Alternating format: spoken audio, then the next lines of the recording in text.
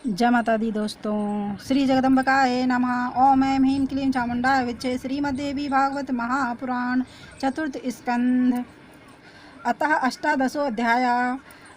पाप भार से व्यथित पृथ्वी का देवलोक जाना, इंद्र का देवताओं और पृथ्वी के साथ ब्रह्मलोक जाना, ब्रह्मा जी का पृथ्वी तथा इंद्रादि देवताओं सहित विष्णु लोक जाकर विष्णु की स्तुति करना, विष्णु द्वारा अपने को भगवती के अधीन बताना।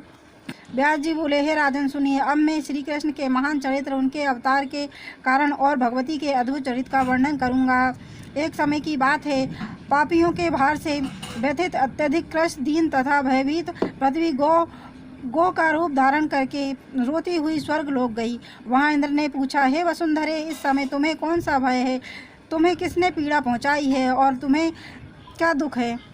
यह सुनकर पृथ्वी ने कहा, हे देवेश, यदि आप पूछ ही रहे हैं तो मेरा सारा दुख सुन लीजिए। हे मानद, मैं भार से दबी हुई हूँ।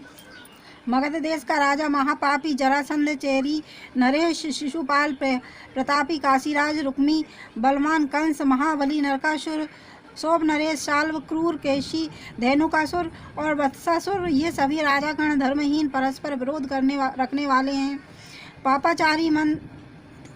पापाचारी मदोमत और साक्षात काल स्वरूप हो गए हैं। हे इंद्र, उनसे मुझे बहुत व्यथा हो रही है। मैं उनके भार से दबी हुई हूँ और अब उनका भार सहने में मैं असमर्थ हो रही हूँ। हे विभो, मैं क्या करूँ और कहाँ जाऊँ? मुझे यही महान चिंता है। हे इंद्र, पूर्व में मैं दानव हिरण्याक्ष से पीड़ित थी। उस समय परम ऐश्वर्यशाली वराह रूपधारी भगवान विष्णु ने मेरा उद्धार किया था। यदि वे वराह रूप धारण करके मेरा उद्धार न किए होते तो उससे भी अधिक दुख की स्थिति में मैं न पहुंचती। आप ऐसा जानिए। कश्यप के पुत्र दुष्ट दैत्य हिरण्याक्ष ने मुझे चुरा लिया था और उस महासमुद्र में डुबो दिया था। उस समय भगवान विष्णु ने सुकर का रूप धारण कर उसका संहार किया और मेरा उद्धार किया। तदंतर उन बड़ा रूपधारी विष्णु ने मुझे स्थापित करके स्थित कर दिया, अन्यथा मैं इस समय पाताल में स्वच्छित रहकर सुखपूर्वक सोई रहती। हे देवेश, अब मैं दुष्ट आत्मा राजाओं का भार वहन करने में समर्थ नहीं हूँ। हे इंद्र, अब आगे 28वां दुष्ट कलयुग आ रहा है। उस समय मैं और भी पीड़ित हो जाऊंगी। तब तो मैं शीघ्र ही रसातल में चली जाऊंगी। अतएव हे देव देवेश, इस दुख रूपी महासागर से मुझे पार कर दीजिए, मेरा बोझ उतार दीजिए। मैं आपके चरणों में नमन करती हूँ। इंद्र बोले, हे वसुंधरे, मैं इस समय तुम्हारे लिए क्या कर सकता हूँ? तुम ब्रह्मा की शरण में जाओ, वे ही तुम्हारा दुख दूर करेंगे। मैं भी वहाँ आ जाऊँगा। यह सुनकर पृथ्वी ने तत्काल ब्रह्मलोक के लिए प्रस्थान कर दिया। उसके पीछे पीछे इंद्र भी सभी देवताओं के साथ वहाँ पहुँच गए। हे महाराज, उस आई हुई धेनु को अपने सम्मुख उपस्थित देखकर तथा ध्यान दृष्टि द्वारा उसे पृथ्वी जान करके ब्रह्मा जी ने कहा, हे कल्याणी, तुम किस लिए रो रही हो और तुम्हें कौन सा दुख है? मुझे अभी बताओ। हे पृथ्वी, किस पापाचारी ने तुम्हें पीड़ा पहुंचाई है? मुझे बताओ। धरा बोली, हे जगतपते, यह दुष्ट कली अब आने वाला है। मैं उसी के आतंक से डर रही हूँ, क्योंकि उस समय सभी लोग पापाचारी हो जाएंगे,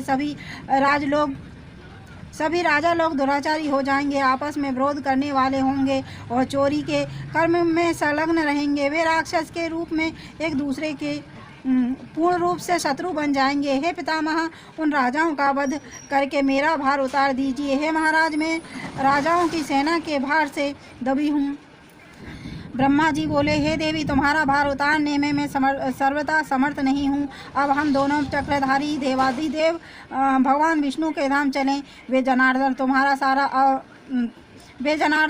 सारा भार अवश्य उतार देंगे।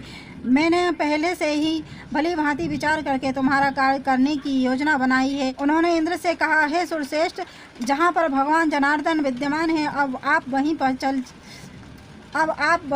चलें। व्यास जी बोले, ऐसा कहकर वे वेदकर्ता चतुर्मुख ब्रह्मा जी हंस पर आरूढ़ हुए और देवताओं तथा गोरूपधारी पृथ्वी को साथ में लेकर विष्णु लोक के लिए प्रस्थित हो गए। वहां पहुंचकर भक्ति से परिपूर्ण हृदय वाले ब्रह्मा जी वेदवाक्य से उनकी स्तुति करने लगे।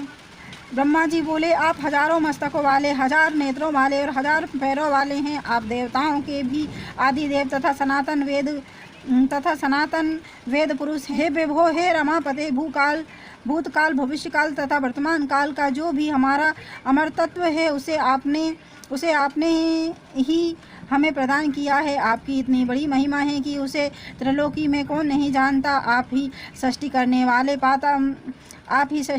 वाले, पालन करने वाले और संहार करने वाले हैं। आप सर्वव्यापी और सर्वशक्तिमान संपन्न हैं। व्यास जी बोले, इस प्रकार स्तुति करने पर पवित्र हृदय वाले वे गरुड़ ध्वज भगवान विष्णु प्रसन्न हो गए और उन्होंने ब्रह्मा आदि देवताओं को अपने दर्शन दिए। प्रसन्न मुख वाले भगवान विष्णु ने देवताओं का स्वागत किया और विस्तार पूर्वक उनके आगमन का कारण पूछा। तदंतर पद्मयोनि ब्रह्मा जी ने उन्हें प्रणाम करने के उपरांत पृथ्वी के दुख का स्मरण करते हुए उनसे कहा, हे प्रभु, हे विष्णु, हे जनार्दन, अब पृथ्वी का भार दूर कर देना आपका कर्तव्य है। अतः हे दयानिधे, द्वापर का अंतिम समय उपस्थित होने पर आप पृथ्वी पर अवतार लेकर दुष्ट राजाओं को मारकर पृथ्वी का भार उतार दीजिए। विष्णु बोले, इस विषय में मैं, विष्णु, ब्रह्मा, शंकर, इंद्र, अग्नि, यम, त्वष्टा, सूर्य और वरुण कोई भी स्वतंत्र नहीं है। यह संपूर्ण चराचर जगत योग माया के अधीन रहता है। ब्रह्मा से लेकर तृण पर्यंत सब कुछ सात्विक, राजस, तामस गुणों के सूत्रों द्वारा उन्हीं में गुथा हुआ है। हे सुव्रत हित कारिणी भगवती, सर्वप्रथम स्वच्छता पूर्वक जैसा करना चाहती है वैसा ही करती हैं। हम लोग भी सदा उनके ही अधीन रहते हैं। अब आप लोग स्वयं अपनी बुद्धि से विचार करें कि यदि मैं स्वतंत्र होता तो महासमुद्र में मत्स्य और कच्छप रूपधारी क्यों बनता? त्रियक योनियों में कौन सा भोग प्राप्त होता है? क्या यश मिलता है? कौन सा सुख होता है और कौन सा पुण्य प्राप्त होता है? इस प्रकार क्षुद्र योनियों में जन्म लेने वाले मुझ विष्णु को क्या फल मिला? यदि मैं स्वतंत्र होता तो शुकर, नरसिंह और वामन क्यों बनता? इसी प्रकार हे पितामह, मैं जमद अग्निपुत्र परशुराम के रूप में उत्पन्न क्यों होता? इस भूतल पर मैं क्षत्रियों को संहार जैसा नृशंस कर्म क्यों करता और उनके रुधिर से समस्त सरोवर को क्यों भर डालता? उस समय में जमद अग्नि परशुराम के रूप में जन्म लेकर एक श्रेष्ठ ब्राह्मण होकर भी युद्ध में क्षत्रियों का संहार क्यों करता और घोर निंदनीय बनकर गर्भस्थ शिशुओं तक को भला क्यों मारता? हे देवेंद्र, राम का अवतार लेकर मुझे दंडक वन में पैदल विचरण करना पड़ा, गेहुआ वस्त्र धारण करना पड़ा और जटा वल्कलधारी बनना पड़ा। उस निर्जन वन में असहाय रहते हुए तथा पाप में बिना किसी भोज सामग्री के ही निर्लज्ज होकर आखेट करते हुए मैं इधर उधर भटकता रहा। उस समय माया से आच्छादित रहने के कारण मैं उस मायावी स्वर्ण मृग को नहीं पहचान सका और जानकी को पर्णकुटी में छोड़कर उस मृग के पीछे पीछे निकल पड़ा। मेरे बहुत मना करने पर भी प्राकृतिक गुणों से व्यामुग्ध होने के कारण लक्ष्मण भी उस सीता को छोड़कर मेरे पद चिन्हों का अनुसरण करते हुए वहां से निकल पड़े। तदंतर कपट स्वभाव राक्षस रावण ने भिक्षुक का रूप धारण करके शोक से व्याकुल जानकी का तत्काल हरण कर लिया। तब दुख से व्याकुल होकर मैं वन वन भटकता हुआ, रोता हुआ और अपना कार्य सिद्ध करने के लिए मैंने सुग्रीव से मित्रता की। मैंने अन्याय पूर्वक बाली का वध किया तथा उसे साप से मुक्ति दिलाई और इसके बाद वानरों को अपना सहायक बनाकर लंका की ओर प्रस्थान किया। वहाँ युद्ध में मैं तथा मेरा छोटा भाई लक्ष्मण दोनों ही नागपाशों से बांध दिए गए। हम दोनों को अचेत पड़ा देखकर सभी वानर आश्चर्यचकित हो गए। तब गरुड़ ने आकर हम दोनों भाइयों को छुड़ाया। उस समय मुझे महान चिंता होने लगी कि देव अब न जाने क्या करेगा। राज छिन गया, वन में वास करना पड़ा, पिता की मृत्यु हो गई और प्रिय सीता हर ली गई। युद्ध कष्ट दे ही रहा है, अब आगे देव न जाने क्या करेगा। हे देवतागण, सर्वप्रथम दुख तो मुझ राजविहीन का वनवास हुआ। वन में के लिए चलते समय राजकुमारी सीता मेरे साथ थी और मेरे पास धन भी नहीं था। बन जाते समय पिताजी ने मुझे एक बराटी का कोड़ी भी नहीं दी। असहाय तथा धनहीन में पैदल ही निकल पड़ा। उस समय क्षत्रिय धर्म का त्याग करके व्याधव्यति के द्वारा मैंने उस महावन में 14 वर्ष व्यतीत किए।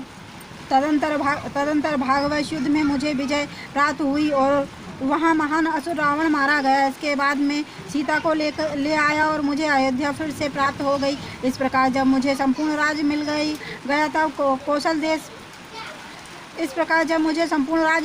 तब कौशल देश पर अधिष्ठित रहते हुए मैंने वहाँ पर कुछ वर्षों तक सांसारिक सुख का भोग किया।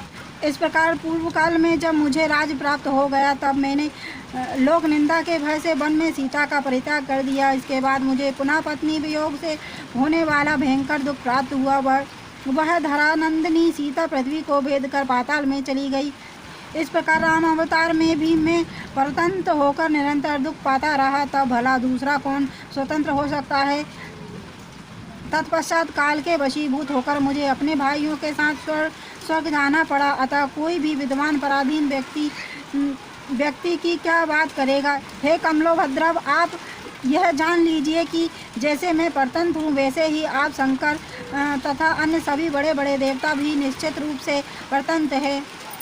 इति श्रीमद्देवी भागवत महापुराणे अष्टादशसहस्रस्यां संहितां चतुर्थ स्कंदे ब्रह्मांडं प्रति विष्णुवाक्यम नामाष्टमोदशो अध्याय। और देवी भागवत की महिमा सुना आपको पसंद है तो चैनल को लाइक एंड सब्सक्राइब करें। धन्यवाद।